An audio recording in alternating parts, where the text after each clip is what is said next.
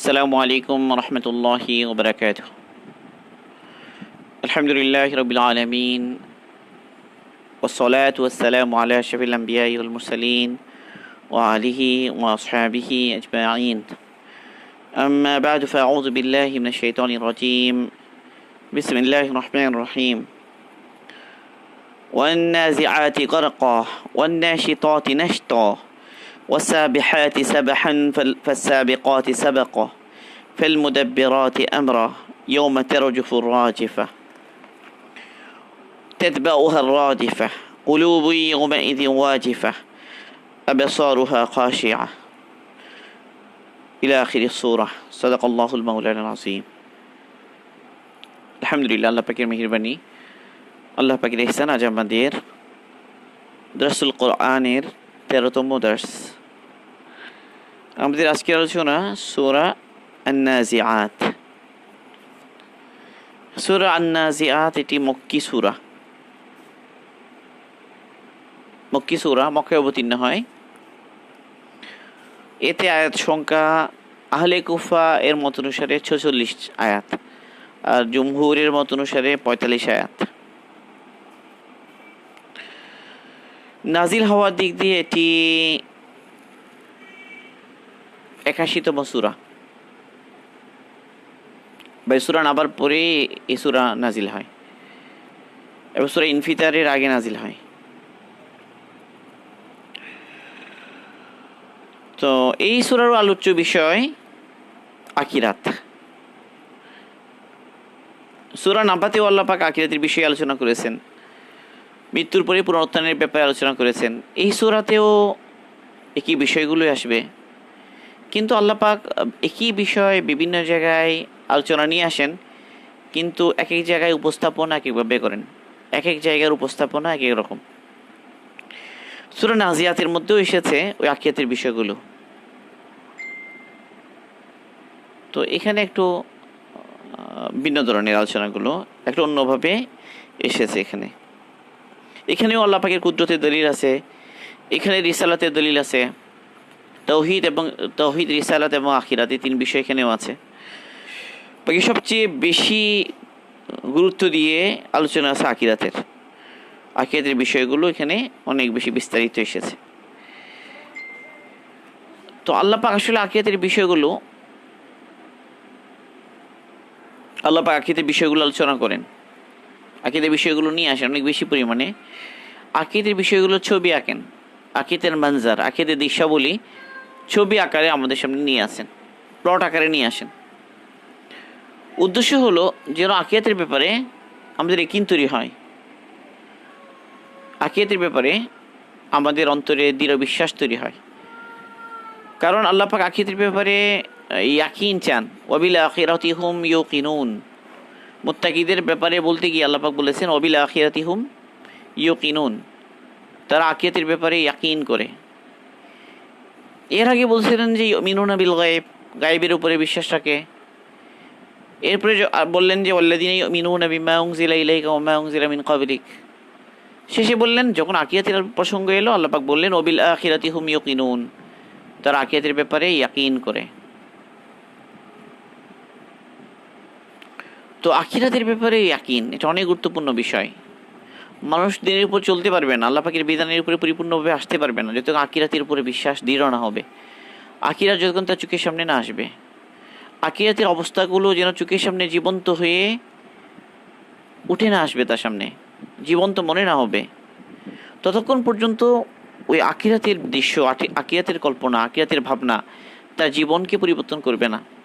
তার সলাত, তার ইবাদত, তার মুআমালাত, তার মুআশারা, এসব বিষয়গুলোকে পরিবর্তন করার জন্য, তার কমপ্লিট সংশোধনের জন্য আখিরাতের স্মরণ, আখিরাতের আলোচনা ততক্ষণ পর্যন্ত কার্যকর হবে না পরিপূর্ণভাবে, যতক্ষণ পর্যন্ত আখিরাত চোখের সামনে এসে না যাবে, আখিরাতের বিষয়গুলো একিনের সাথে তার অন্তরে বসে না যাবে।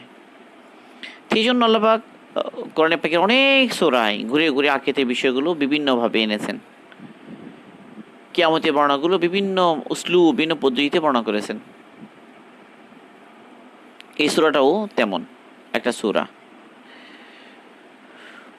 তো তো আমপারা যেটা, এই সূরাগুলোর মধ্যে একটু ভিন্ন ধরনের সুন্দর এই সূরাগুলো, পড়তেও সুন্দর, ছন্দও অনেক বেশি, শব্দগুলো খুব বেশি মিল, এক আয়াতের সাথে অন্য আয়াতের খুব বেশি মিল, এবং সৌন্দর্য অনেক বেশি। তো আমরা শুরু করি। এটা সূরা নাজিআত।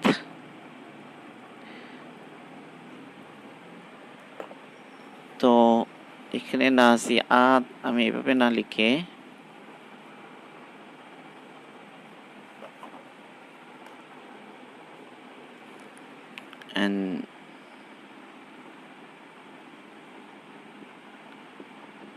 নাজিআত, এটা এটার প্রথম আয়াত যেটা,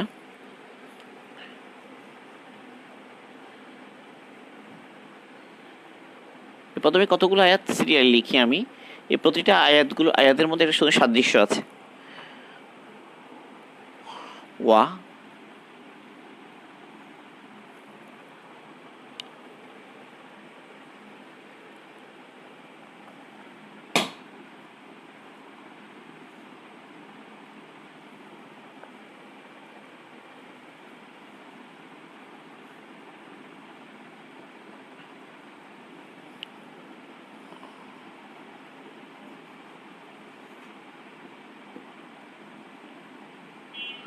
والنازئات غرقا, والناشطات,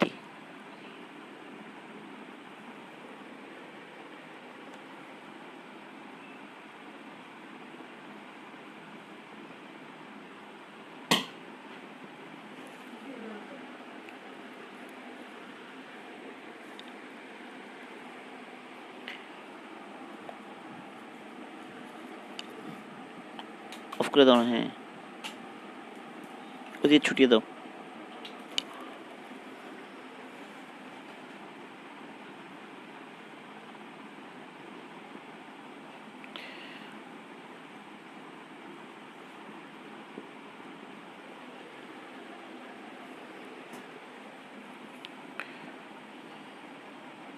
والناشطات نشطا والسابحات سبحا,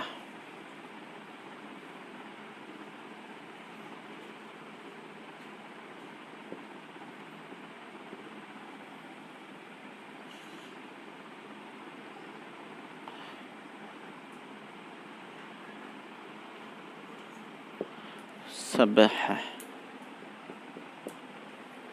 والسابقات سبقا,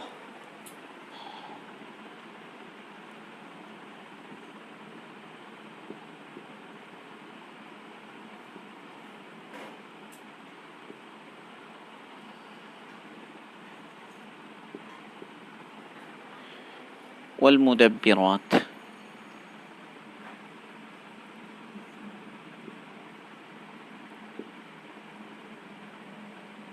মুদাব্বিরাত আমরা, এই পাঁচটা আয়াত সিরিয়ালি, প্রতিটাতেই, সরি আমার এখানে দুইটা জায়গায় ফা আছে, এই দুইটা জায়গায় ফা, ঠিক আছে, ফাসসাবিকাত, ফালমুদাব্বিরাত। তো والنازعات غرقا والناشطات نشطا والسابحات سبحا فالسابقات سبقا فالمدبرات أمرا।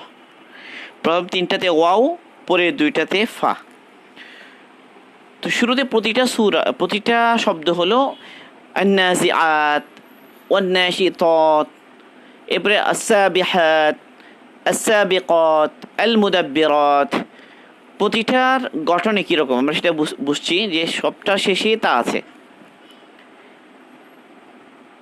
এবং এর আগে, তায়ের আগে মানে এক আলিফ টান আছে, তার মানে নাজিআত। এই শব্দগুলো কোরআনের যেভাবে লেখা হিসেবে আমরা এভাবে লিখলাম, বাকি এই শব্দটা হলো এরকম, নাজিআতুন, নাজিআতুন। এটা হলো নাশিতাতুন, নাশি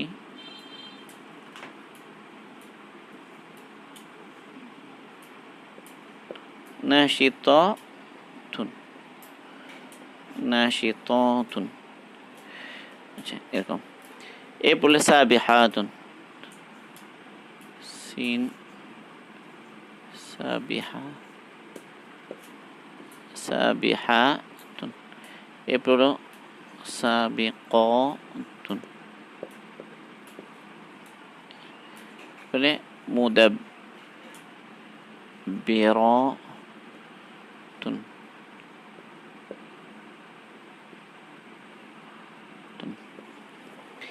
তো এই সবগুলি হচ্ছে আসলে ইসমে ফাইলের সিগা। ইসমে ফাইল মানে কর্তা, করণীয়, যে করে, ডুয়ার, সাবজেক্ট, এবং প্রত্যেকটা হলো প্লুরাল মানে বহুবচন। আবার প্রত্যেকটা স্ত্রীলিঙ্গ। ধরে এখানে তিনটা বিষয় এই প্রতিটা সিগা।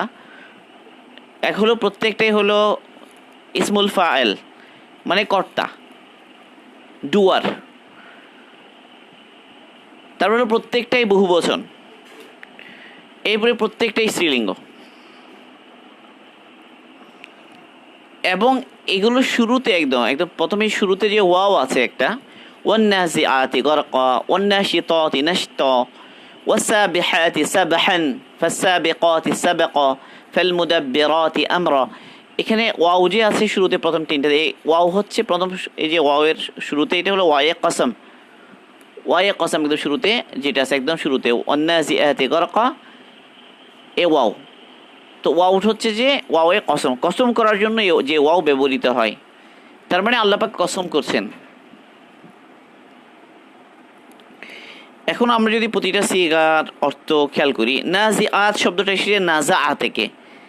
নাজা মানে হচ্ছে টানা, তাহলে নাজিআত যারা টানে। তারপরে নাশাতা মানে হলো যে গিরা খুলে দেওয়া, বন্ধন মুক্ত করা। তো নাশিতাত মানে বন্ধন মুক্তকারী। সাবিহাত এসেছে সাবাহা থেকে মানে সাঁতার কাটা। তো সাবিহাত সাঁতার কাটি, সাঁতার কারি। সাবাকা সাবেকত এসে সাবাকা থেকে মানে অগ্রগামী হওয়া, যে অগ্রগামী হয়, সাবিকত। মুদাব্বির আসে তাদাব্বুর থেকে, তাদাব্বারা, মুদাব্বির। আচ্ছা, তদবির থেকে, দাব্বারা ইউদাব্বির, মুদাব্বির, মুদাব্বিরাত। তাহলে তদবির পরিচালনাকারী, যারা পরিচালনা করে বা যারা নিয়ন্ত্রণ করে, এটা বোঝানোর জন্য। তাহলে বোঝা গেল যে এরা প্রত্যেকে বহু বছর আনার দ্বারা বোঝানো হলো, উদ্দেশ্য হলো তারা একটা দল, না মানে জামাআত। এক একটা দলের কথা বলা হচ্ছে, এরা একটা দল। এবং প্রতিটার আলাদা, যেমন টেনে বের করে, যে বন্ধন খুলে দেয়, যে দ্রুত সাঁতার কাটে, যে দ্রুত এগিয়ে যায়, যে নিয়ন্ত্রণ করে। তাহলে বোঝা গেল এদের বিশেষ কাজ বর্ণনা করার উদ্দেশ্য, বিশেষ কাজ বর্ণনা করার উদ্দেশ্য। তাহলে এরা একটা দল, একটা দলে মিলে একই কাজ করে মানে জামাআত। জামাআত বলা হয় যারা অনেক অনেক দল মিলে একই কাজ করে, তাদেরকে বলা হয় জামাত। বাজারের মধ্যে অনেক লোক একসাথে একত্রিত হয়, একজনের কাজের সাথে আরেকজনের কাজের কোনো সম্পর্ক থাকে না, একজনের ফিকিরের সাথে আরেকজনের ফিকিরের কোনো সম্পর্ক থাকে না, তো তাদেরকে জামাত বলা হয় না। জামাতবদ্ধ কাজ বলা হয় যে সবাই মিলে কী কাজ করে। তাহলে বোঝা গেল এরা একটা হলো দল এবং বহু বচন। বাকি স্ত্রীলিঙ্গ আনা হয়েছে কেন? বহু বচনের জন্য স্ত্রীলিঙ্গ আনা, এটা কোরআনে পাকের বিভিন্ন জায়গায় এটার নজির আছে, বা আরবদের ব্যবহার। ক্বালাতিল আরাবু আমান্না, যেমন ক্বালাত এসেছে, বেদুইন লোকেরা বলে। আরাবুন এটা হলো গ্রাম্য বেদুইন, যাদের একটা দল। আরব বলতে তাদের বহু বচন এসেছে এখানে, কিন্তু শুরুতে এটা সিগা স্ত্রীলিঙ্গের সিগা। ক্বালাত, ক্বালা নাই, সে ক্বালাত এসেছে স্ত্রীলিঙ্গ। তো স্ত্রীলিঙ্গ আসা দ্বারা হাকিকাতান তারা সবাই স্ত্রীলিঙ্গ হওয়া জরুরি নয়, মানে স্ত্রীলিঙ্গ বিশিষ্ট একটা দল যারা সবাই মহিলা, এই মহিলাদের আলোচনা হচ্ছে, ব্যাপারটা এরকম নয়। বা স্ত্রীলিঙ্গ যে সিগাটা আনা হয়েছে এটা জামাত বোঝানোর জন্য।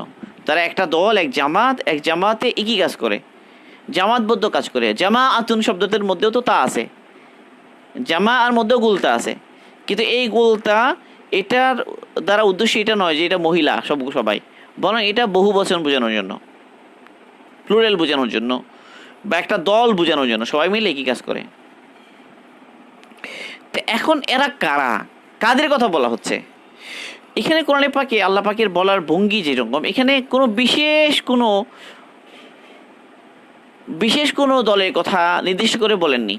যারা টেনে বের করে ওরা কারা? ওরা কি মানুষ, না ওরা জিন, না ওরা ফেরেশতা, না ওরা ঘোড়া, না ওরা আর কিছু? কি তারা, এই কথা কিন্তু উল্লেখ নেই।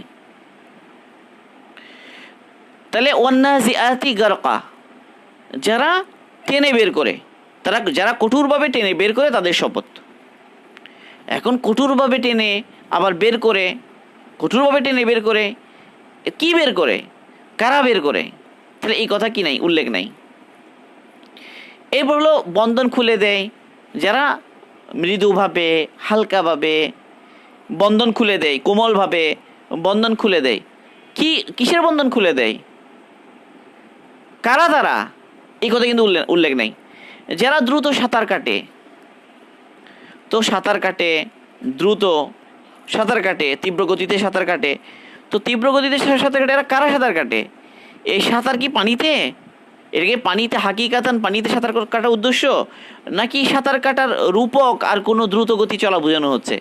তাহলে এটাও কিন্তু স্পষ্টভাবে ক্লিয়ারলি উল্লেখ নাই। সাবেকাত অগ্রগামী হওয়া, কিসে অগ্রগামী হয়, কোন কাজে অগ্রগামী হয়, কারা তারা যারা অগ্রগামী হচ্ছে? এবার যারা নিয়ন্ত্রণ করে ওরা কারা? ওরা কি ফেরেশতা, ওরা কি? এটা উল্লেখ নেই। তাহলে এখানে কারা সেটা উল্লেখ না থাকার দ্বারা কি উদ্দেশ্য? আসলে কারা এটা উল্লেখ না করার উদ্দেশ্য হলো যে মানুষ যখন এই কথা শুনবে ওয়ান্নাজিআতি গারকা, ওই সমস্ত তাদের শপথ যে যারা কঠোরভাবে টেনে বের করে। তো এই কঠোরভাবে টানার বিষয়টা যখন মানুষ শুনবে, তো এই ধরনের সিফাত বা এই ধরনের গুণ বা এই ধরনের কাজ যারা যারা করে, তাদের সবার ব্যাপার সম্পর্কে মানুষের জেহানের মধ্যে একটা আইডিয়া আসবে। তাহলে মানুষের মধ্যে অনেক ভাব, অনেক তথ্য, অনেক ইনফরমেশন জমা হয়ে যাবে। তাহলে এটা অনেক বিস্তৃত অর্থ দিবে, অনেক অল্প কথায় অনেক বেশি বোঝানোর উদ্দেশ্য হবে। তো এই জন্য এটা হলো কোরআনের ব্যাপকতা, অল্প কথায় অনেক বেশি মানুষকে সামিল করা, বেশি জিনিসকে সামিল করা। এই উদ্দেশ্যে এরা কারা এভাবে নির্দিষ্ট করে উল্লেখ করা হয় নাই। এরা কি ফেরেশতা, না এরা ঘোড়া, না এরা নক্ষত্র, এভাবে উল্লেখ করা হয়নি। এই জন্য এই কারণে যেহেতু আল্লাহ পাক নির্দিষ্ট করে উল্লেখ করে দেন নাই কাদের দলেরা, কাদের জামাত, এটা উল্লেখ করে দেন নাই, তো মুফাসসিরগণ এই তাফসীরের মধ্যে তারা বিভিন্ন রায় চলে এসেছে। এখন কেউ বলেন যে আসলে এখানে এই সবগুলো তার উদ্দেশ্য হলো ফেরেশতাদের জামাত, এবং ওই জামাত বিভিন্ন জামাতের বিভিন্ন কাজে তারা নিয়োজিত, তো তাদের ব্যাপারে আলোচনা করা। এবং আরও স্পেসিফিক্যালি তারা একটা বিশেষ কাজে নিয়োজিত জামাত, সেটা কি মানুষের রূহ বের করা, মানে মানুষের মৌতের কথা মনে করে দিয়া মৌতের কাজে নিয়োজিত ফেরেশতাদের জামাত, তাদের দিকে ইশারা করা যেন কিয়ামতের সগরা, ছোট কিয়ামত যেটা মৌত, সেটার ব্যাপারে মানুষের জেহান সেদিকে চলে যায়। কেউ এভাবে বলেছেন, আর কেউ বলেছেন এটা তার উদ্দেশ্য হলো যে এই প্রথমে ধনুকের মধ্যে তীর ছোড়ার জন্য যে টানে, সে টানা দ্বারা উদ্দেশ্য, যে জুড়ে টানে তীর নিক্ষেপ করার উদ্দেশ্যে, সে জুড়ে টানা উদ্দেশ্য, তার মানে মুজাহিদদের কসম খাচ্ছেন আল্লাহ পাক, মুজাহিদের উদ্দেশ্য। দ্রুত সন্তানকারী দ্বারা মুজাহিদদের ঘোরা উদ্দেশ্য। তো এভাবে বিভিন্ন তাফসীর এসে গেছে। কেউ বলছে নক্ষত্রগুলো উদ্দেশ্য, যে নক্ষত্রগুলো আকাশের মধ্যে এক প্রান্ত থেকে আরেক প্রান্তে চলে যায়, দ্রুত সন্তরণ করে, তার উদ্দেশ্য। এখন এইভাবে বিভিন্ন রায় এসে গেছে এই সমস্ত ব্যাপারে। কিন্তু যারা মুফাসসিরের মধ্যে যারা তেরজি দেন, আহলে তেরজি, যারা তেরজি দেন, তো তারা নির্দিষ্ট করে দেন যে আসলে কারা উদ্দেশ্য। আল্লামা ইবনে কাসির রহিমাহুল্লাহ তাফসীর ইবনে কাসিরের মধ্যে তিনি বলেছেন যে আব্দুল্লাহ ইবনে আব্বাস, আব্দুল্লাহ ইবনে মাসউদ রাদিয়াল্লাহু আনহু, মাসরুক, সাঈদ ইবনে জুবায়ের, আবু সালেহ, সুদ্দি রহিমাহুল্লাহ, এভাবে এসব মুফাসসিরদের মত উল্লেখ করে তাদের সবার মত হলো এই সব দ্বারা উদ্দেশ্য হলো ফেরেশতাদের জামাত উদ্দেশ্য। এবং এই সমস্ত ফেরেশতা তারা বনি আদমের রূহ কবজা করার সাথে তারা কবজা করার কাজে, রূহ কবজা করার কাজে তারা নিয়োজিত। কিছু ফেরেশতা আছে তারা কাফেরদের রূহ কবজা করে, আর কিছু ফেরেশতা আছে যারা মুমিনদের রূহ কবজ করে। তাহলে আমরা এখন মোটামুটি আলোচনা দ্বারা আমরা প্রথমত বুঝলাম যে আল্লাহ পাকের কালামের মধ্যে নির্দিষ্ট করে অনেক সময় উল্লেখ থাকে না, মুতলাকান আল্লাহ পাক রেখে দেন যেন অনেক মানা হয়, ফিকির অনেক দিকে ডাইভার্ট হতে পারে, অনেক বেশি তাদাব্বুর তাফাক্কুরের রাস্তা খোলা থাকে। এবং আল্লাহ পাক তাদাব্বুর করতেও বলেন, ফিকির করতেও বলেন। এই কারণে একাধিক রায় হয়ে যায় মুফাসসিরদের মধ্যে। যখন একাধিক রায় হয়ে যায় ওখানে প্রাধান্য দেওয়ার বিষয় থাকে, কোনটাকে প্রাধান্য দেওয়া হবে, কোনটাকে প্রাধান্য দেওয়া হবে না। এই কারণে এখানে অনেকগুলো তফসির এখানে বর্ণনা করেছেন আল্লামা ইবনে কাসির রহিমাহুল্লাহ।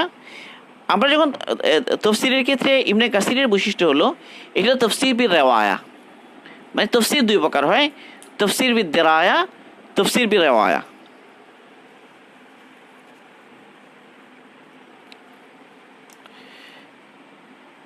তফসির বির রেওয়ায়া, রিওয়ায়া বিরেওয়ায়া, আরেকটা দেরায়া।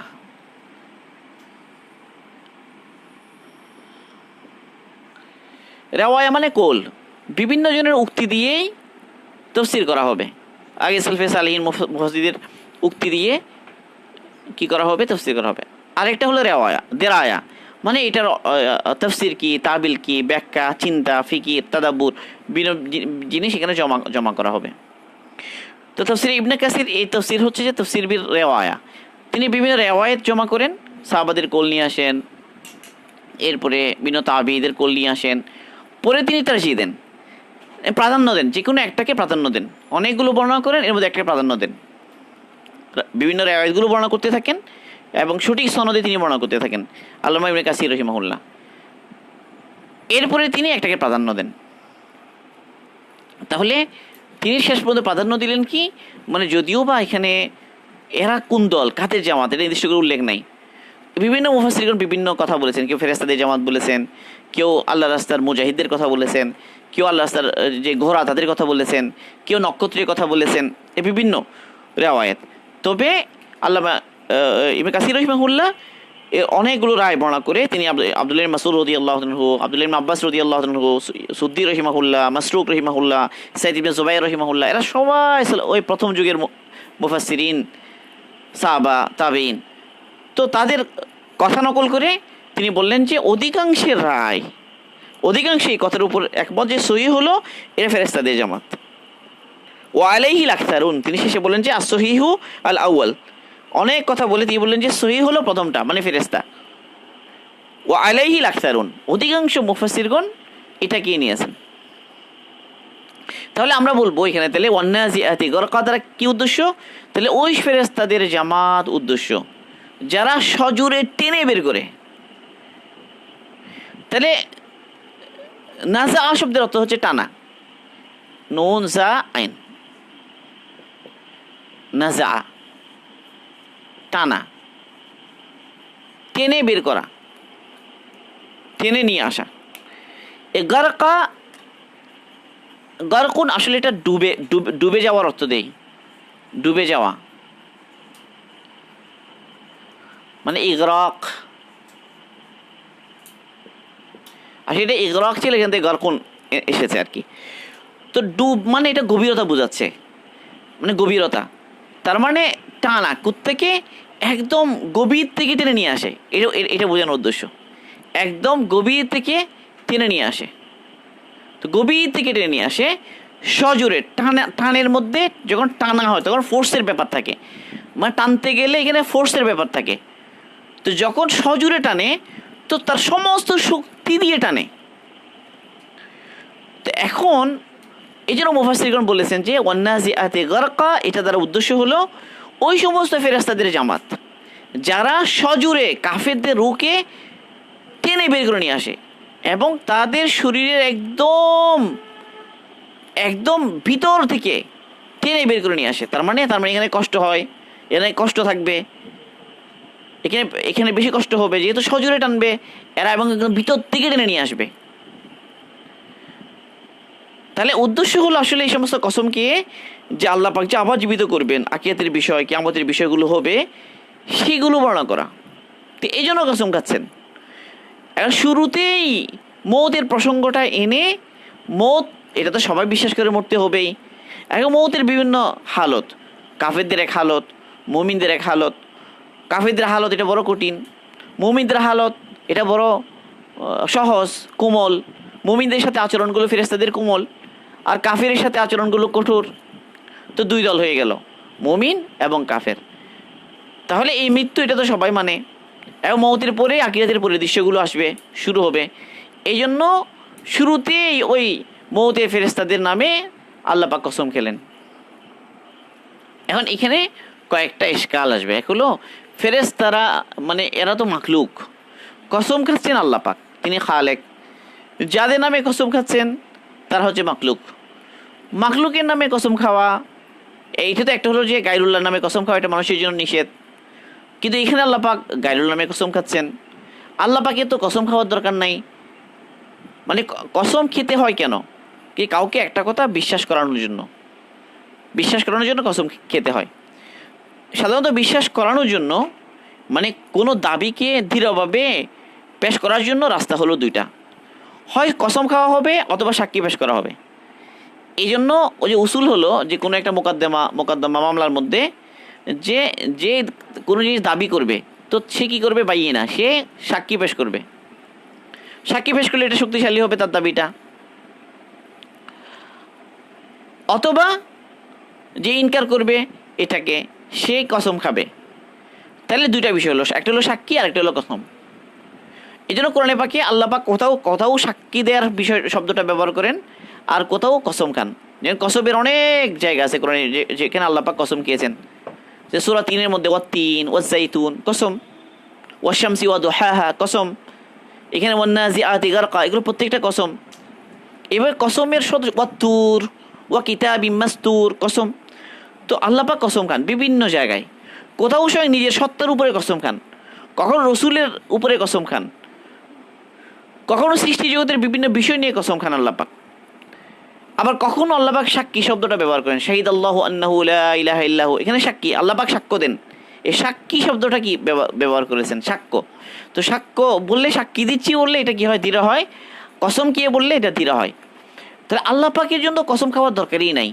তারপরও আল্লাহ পাক দয়াবান, রহম, অনেক বেশি রহমকারী আল্লাহ পাক। আল্লাহ পাক চান যে মানুষ বিশ্বাস করুক, মানুষ মেনে নিক, মানুষের বিশ্বাসের মধ্যে চলে আসুক, তার ইমান সুন্দর হোক, সে আমলের উপর উঠুক, তার আকিরা সুন্দর হোক। দয়া করে মানুষের প্রতি আল্লাহ পাক কসম খেয়ে বলেন, যেন তার জন্য এটা মেনে নিতে সহজ হয়, বিশ্বাস করতে সহজ হয়। এটা আরেকটা বিষয় হলো, যে জিনিস যত গুরুত্বপূর্ণ সেই জিনিসের গুরুত্ব বোঝানোর জন্য কসম খান। মানে কসম খান এই কথা বোঝানোর জন্য এই জিনিসটা অনেক গুরুত্বপূর্ণ। কারণ মানুষ অনেক সময় গুরুত্বপূর্ণ বিষয় বোঝানোর জন্য কসম খায়, এটার মধ্যে দৃঢ়তা বোঝানোর জন্য, এটার গুরুত্ব বোঝানোর জন্য কসম খান। তো আল্লাহ পাকও কসম খান এটা গুরুত্ব বোঝানোর জন্য। আর যেই সমস্ত জিনিসের কসম খান আল্লাহ পাক, সেই জিনিসগুলো যদিও বা অনেক সময় মাখলুকই, সৃষ্ট বস্তু, কিন্তু এগুলোর একটা ফজিলত থাকে, এগুলোর একটা মর্যাদা থাকে, এগুলোর মধ্যে এক বরকত থাকে, বিভিন্ন কারণে আল্লাহ পাক কসম খান। যেমন যে তিন এবং জাইতুনের কসম খেয়েছেন, তাহলে বোঝা গেল এগুলোর মধ্যে, এই ফলগুলোর মধ্যে আলাদা কোনো বরকত আছে, আলাদা কোনো একটা মাহাত্ম্য আছে এখানে এগুলোর কসম খাওয়া। তো এখানে আল্লাহ পাক কসম খাচ্ছেন একটা বিষয় বলার জন্য, সেটা কি? যে কিয়ামতের আহওয়ালগুলো বর্ণনা করবেন, আল্লাহ পাক যে আবার জীবিত করবেন এবং আল্লাহ পাক যে হিসাব নেবেন সেগুলো বর্ণনা করবেন। এই উদ্দেশ্যে আল্লাহ পাক কসম খাচ্ছেন। এখন কসম খাওয়ার জন্য আল্লাহ পাক বাছাই করলেন ওই ফেরেশতাদেরকে যারা মৃত্যুর সাথে জড়িত, মৃত্যু জান কবজের সাথে যারা জড়িত। তাহলে মওত হলো কিয়ামতের সুগরা, তাহলে কিয়ামতের বিষয়েই আসবে। তো এই জন্য শুরুতেই কিয়ামতের প্রসঙ্গটা নিয়ে এলেন এবং ফেরেশতাদের প্রসঙ্গ নিয়ে এলেন। তো ওয়ান্নাজিআতি গারকা দ্বারা উদ্দেশ্য হলো তাহলে ওই সমস্ত ফেরেশতাদের শপথ যারা সজোরে টেনে বের করে নিয়ে আসে। কি বের করে নিয়ে আসে? কাফিরদের জান। এই কথাটা উজ্জ্ব আছে এখানে, কাফিরদের জান বের করে নিয়ে আসে, রূহ বের করে নিয়ে আসে যে ফেরেশতারা। এই হলো প্রথম আয়াত। এরপরে দ্বিতীয় আয়াত হলো ওয়ান্নাশিতাতি নাশত। নাশাতা শব্দের অর্থ হচ্ছে খুলে দেওয়া, মানে গিরা খুলে দেওয়া। মেইনলি কোনো একটা পশু, যেমন ধরা যে ওট বা গরু কোনো খুঁটির সাথে বাঁধা ছিল, তো বাঁধা যতক্ষণ ছিল সে আটকা ছিল, যতক্ষণ বাঁধা ছিল সে আটকা ছিল। যেই খুলে দেয়া হলো তাহলে সে রিলিজ পেয়ে গেল, সে মুক্তি পেয়ে গেল। তাই মুক্তি পাওয়া মানে বন্ধন খুলে দেওয়ার মধ্যে আসানি আছে, সহজ আছে, কোমলতা আছে, টানার মধ্যে কঠোরতা আছে। তাহলে কাফেরদের রুহের ব্যাপারে আল্লাহ পাক শব্দটা ব্যবহার করলেন কি? টানা। ও যেই ফেরেশতারা কাফেরদের রূহ কবজ করে তাদের সিফাত বলতে গিয়ে আল্লাহ পাক শব্দটা আনলেন ওয়ান্নাজিআত, টেনে বেরকারী, যারা সজোরে টেনে বের করে তাদের দল। আর মুমিনের ক্ষেত্রে আল্লাহ পাক ব্যবহার করলেন ওয়ান্নাশিতাত, মানে বন্ধন খুলে দেয়া। মানে মুমিন যেন সে বন্দী ছিল দুনিয়াতে, দুনিয়ার এই কষ্ট, দুনিয়ার এই পেরেশানি, দুনিয়াতে থাকা তার জন্য কষ্ট, মুমিনের যে দুনিয়া জেলখানা। তো এখন তার রূহ কবজ করলেন ফেরেশতারা, যেন সে মুক্তি পেয়ে গেল, সে আরাম পেয়ে গেল, সে ছুটি পেয়ে গেল, সে এখন মুক্ত, স্বাধীন হয়ে গেল। এখন থেকে তার আর কোনো কষ্ট নেই, সব কষ্ট থেকে সে মুক্তি পেয়ে গেল। সুবহানাল্লাহ। মুমিনের জন্য যে ফেরেশতাদেরকে আল্লাহ পাক নিয়োজিত করেছেন মুমিনের জান কবজের জন্য, তাদের কথা বলতে গিয়ে আল্লাহ পাক বললেন ওয়ান্নাশিতাত। অথচ উভয়ের কাজে কি? উভয়েই জান কবজ করে। কিন্তু কাফিরদের প্রসঙ্গে আল্লাহ পাক বললেন ওয়ান্নাজিআত, গারকা। গারকা দিয়ে ইশারা করলেন যে অনেক গভীর থেকে টেনে নিয়ে আসে। আসলে ধনুকের মধ্যে যখন তীর ছোড়া হয় তো ধনুকের মধ্যে অনেক গভীরে নিয়ে যাওয়া হয়, টেনে পিছনের দিকে ধনুকের গভীরে নিয়ে যাওয়া হয়, এরপরে ছেড়ে দেওয়া হয়। তাই সজোরে টানা হয়, তীর যত জোরে টানবে তত বেশি দূরে যাবে। তাকে শক্তির বিষয় আছে, কুওয়াতের বিষয় আছে, সিদ্ধাতের ব্যাপার আছে, কঠোরতার ব্যাপার আছে। আর বন্ধন খুলে দেয়া, এখানে কোমলতা। তাহলে কোনো একটা জানোয়ার আবদ্ধ ছিল রশিতে, ওট রশিদে বাঁধা ছিল, গরু রশিদে বাঁধা ছিল, সে এতক্ষণ ধরে খুব ছুটতে চাচ্ছে কিন্তু ছুটতে পারে না। যেই খুলে দিল এখন সে মুক্ত, দ্রুত সহজে এখন সে ছুটে চলে যাচ্ছে, কারণ সে এখান থেকে মুক্তিই চাচ্ছিল। সে এখানে আবদ্ধ থাকতে চাচ্ছে না, এই আবদ্ধ থাকার মধ্যে তার কষ্ট, সেই জন্য সে আবদ্ধ থাকতে চায় না, সে মুক্তি চায়। তো মুমিনের অবস্থা এরকম। মুমিনের দুনিয়া জেলখানা, জেলখানার মধ্যে কেউ থাকতে চায় না। জেলখানা এটা কেউ থাকতে কেউ পছন্দ করে না। কখন মুক্তি পাবে, কখন ছুটি পাবে, এটার অপেক্ষায় থাকে। তো এই জন্য মুমিনের জান যারা কবজ করে তারা যেন মুক্তি দান করছে মুমিনের রুহকে খুলে দিচ্ছে। মানে পিঞ্জারার মধ্যে পাখি বন্দি ছিল, খুলে দিল পাখি, পিঞ্জারা খুলে দিল, এখন পাখি উড়ে চলে গেল। মুমিনের ওই শরীরের মধ্যে যেন তার রুহটা আটকা ছিল, এই দুনিয়ার কষ্ট, এই পেরেশানি, এই বিভিন্ন ধরনের হালতার অবস্থা, পরীক্ষা, যেন জেলখানা, যেন কষ্ট।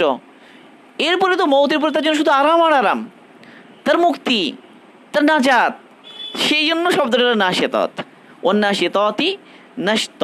এ নাশতা এটা হলো মানে অ্যাডভার্ব। আসলে নাশিতাতের মধ্যে মানে ছেড়ে দেওয়া, এ নাশতা তা কোমলভাবে ছেড়ে দেওয়ার অর্থটা এসেছে।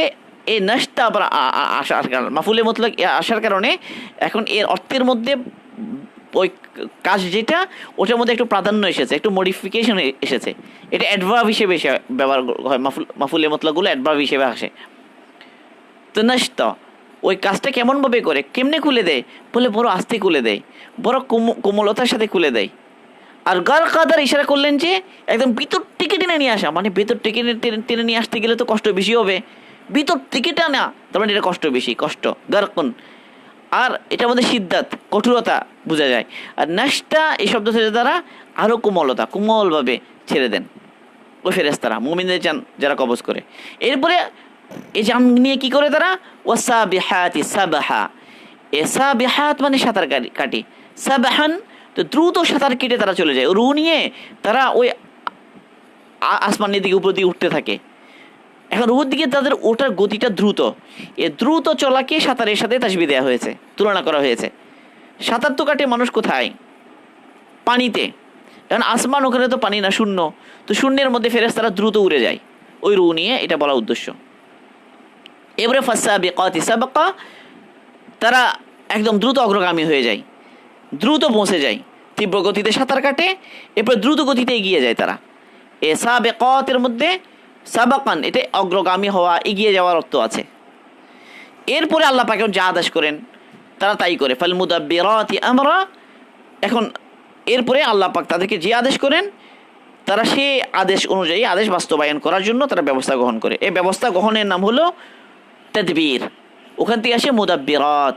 মুদাব্বির যে তদবির করে, যে ব্যবস্থাপনা করে, ওই ব্যবস্থাপনা আয়োজন করে আল্লাহ পাক যেভাবে হুকুম দেন, তো ওই ফেরেশতাদের জামাত যারা কি করে, ও মুমিনের জন্য এক ধরনের আয়োজন, মুমিনের রুহের জন্য এক ধরনের আয়োজন, কাফেরের রুহের জন্য এক ধরনের আয়োজন।